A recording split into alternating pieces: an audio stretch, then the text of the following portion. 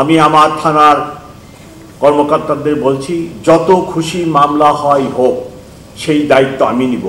কিন্তু কোনো নাগরিক, কোনো মানুষ এসে জন্য মামলা নিল না, এরূপ ঘটনা না ঘটে। সব মামলা রেকর্ড হবে, যে অপরাধ হবে সেই অপরাধের মামলা রেকর্ড হবে, এর কোনো ব্যত্যয় আমি মেনে নিব না।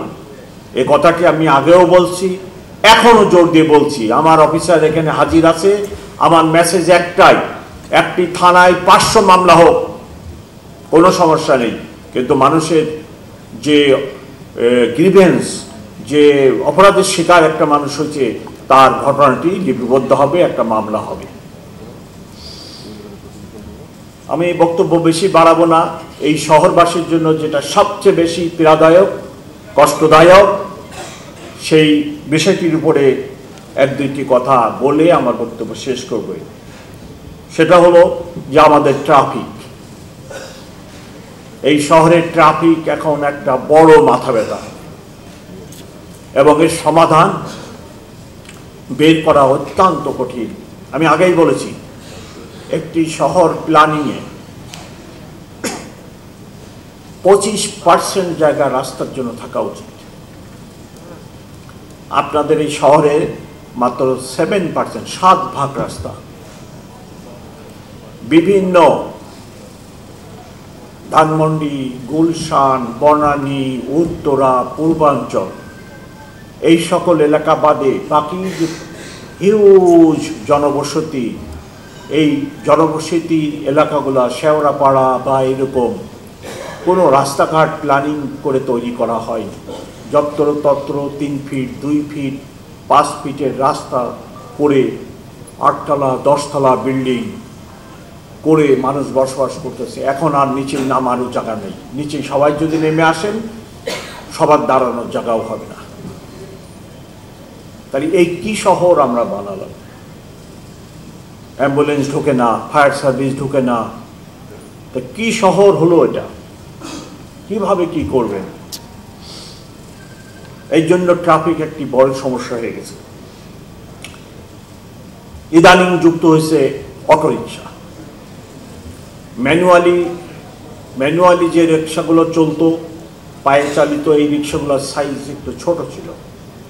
অটোরিকশার সাইজটা আবার তার চেয়েও বড়, যদিও এটা কমফোর্টেবল। ম্যানুয়ালি রিক্সার চেয়ে অটোরিকশাগুলো কমফোর্টেবল, কিন্তু স্পেস তো আপনার রাস্তার বেশি নিয়ে নিচ্ছে। এবং এই অটোরিকশা এত দ্রুত গতিতে বৃদ্ধি পাচ্ছে যে অচিরেই এটাকে যদি স্টপ না করা হয় সংখ্যা, আপনারা আর কেউ ঘর থেকে বেরোতে পারবেন না। আপনি বের হয়েই দেখবেন অটোরিকশার জাম লেগে ধরে আছে, আপনার জন্য আর কোনো জায়গা নেই। এই অনুপ অবস্থার সৃষ্টি হবে। তার প্রধান কারণ, একটি অটোরিকশা বানাইতে 80 থেকে 90 হাজার টাকা লাগে, এবং রিটার্ন হিসেবে আপনি প্রতিদিন আপনার লাভ হয় বা রিটার্ন বেনিফিট পাচ্ছেন 500 থেকে 600 টাকা। এখন নিম্ন মধ্যবিত্ত যেনাদের 5 লাখ টাকা আছে ব্যাংকে, উনি 5টা অটোরিকশা বানায় রাস্তায় দিয়ে দিচ্ছেন। লাইসেন্স নাই, ট্যাক্স দেয় না সরকারকে, চলতেছে। ইভেন ব্যাটারিটা চার্জ হচ্ছে, এটাও অবৈধভাবে অনেক ক্ষেত্রে। তাহলে আপনি বানাবেন না কেন? সবাই মিলে এখন অটোরিকশার ব্যবসায় নেমে গেছি। আমাদের সমস্যা হলো, যখন একটা কিছুতে লাভ দেখি, আমরা সবাই ওটার মধ্যে ঝাঁপাই পড়ি, পরে ওইটাকে ধ্বংস করে চাই। আমি সরকারের সাথে কথা বলছি এবং ব্যবস্থা নিতে বলছি যে অটোরিকশাকে একটা সীমিত নাম্বারে আনতে হবে, যে এই শহরে কত অটোরিকশা আমরা অ্যাকোমোডেট করতে সক্ষম, এবং তাদেরকে লাইসেন্স দিতে হবে, এবং তাদেরকে একটা ট্যাক্সও দিতে হবে, ট্যাক্সের আনতে হবে। আপনি সরকারের জনগণের টাকায় তৈরি রাস্তা ব্যবহার করবেন, অথচ ট্যাক্স দিবেন না, এটা তো পৃথিবীর কোথাও নেই এরকম কিছু। সো এই ব্যবস্থাও নিতে হবে, আদারওয়াইজ আপনারা কিন্তু আর রাস্তা থেকে বেরোতে পারবেন না।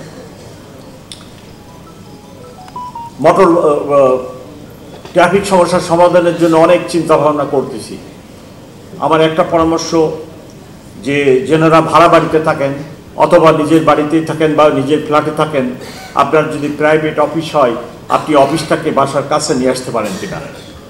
তাহলে আপনার গাড়িটা ব্যবহার করবেন না, আপনি অটোরিকশাও ব্যবহার করবেন না। আপনি যদি 1 কিলোমিটারের ভিতরে আপনার অফিসটাকে, বাসাটাকে, স্কুলটাকে বা এইভাবে যদি অ্যারেঞ্জমেন্ট করে কাছে আনতে পারেন, তাহলে you can walk to your office. আপনি পায়ে হেঁটে যাবেন 1 কিলোমিটার এবং পায়ে হেঁটে দিন শেষে কাজ করে আবার বাসায় চলে আসবেন। আপনি গাড়িও ব্যবহার করবেন না, অটোরিকশাও ব্যবহার করবেন না, রিক্সাও ব্যবহার করবেন না।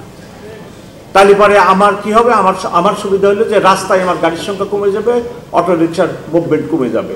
আপনারা যদি এইরকম একটা সহযোগিতা করেন তাহলে কিন্তু রাস্তা ব্যবহারকারীর সংখ্যা অটোমেটিক কমে আসবে। এটা চেষ্টা করে দেখেন আপনারা পারেন কিনা। ফ্যামিলি রাইডিং আমার একটা কি বলে এনার্জি।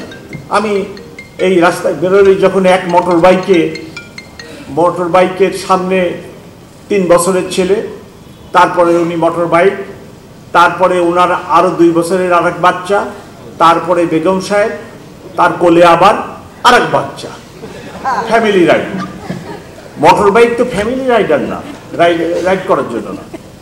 আপনি আপনার স্ত্রী, এই শিশু বাচ্চার জীবনকে একটা ঝুঁকির মধ্যে ফেলে দিয়ে এই মোটর বাইকে আপনি এইভাবে চলতেছেন, এটা তো খুবই খুবই দুঃখজনক। একটি অ্যাক্সিডেন্ট আপনার এই ফ্যামিলিটাকে কোথায় নিয়ে যাবে? আপনার গাড়ির অ্যাক্সিডেন্ট হলে গাড়িতে একটা শেডের ভিতরে আপনি আছেন, ফার্স্ট হিট আপনার বডিতে হয় না। কিন্তু মোটর বাইকে অ্যাক্সিডেন্ট করলে প্রথম হিটই তো আপনার বডিতে হয়, আপনার মাথায় হয়। যার ফলে মোটর সাইকেলে যখন অ্যাক্সিডেন্ট হয় ক্যাজুয়ালিটি রেট হাইয়েস্ট। আমি আমার ট্রাফিক দিয়ে অত্যন্ত কড়াকড়ি করতেছি যে মোটর বাইক ফ্যামিলি রাইডার হিসেবে ব্যবহার করা যাবে না। এই বাচ্চার জীবনে আপনি পিতা হিসেবে ঝুঁকি বয়ে আনতে পারেন না, আমরাও পিতা। সো এই কাজটি বন্ধ করার জন্য আমি শহরবাসীকে পরামর্শ দিচ্ছি।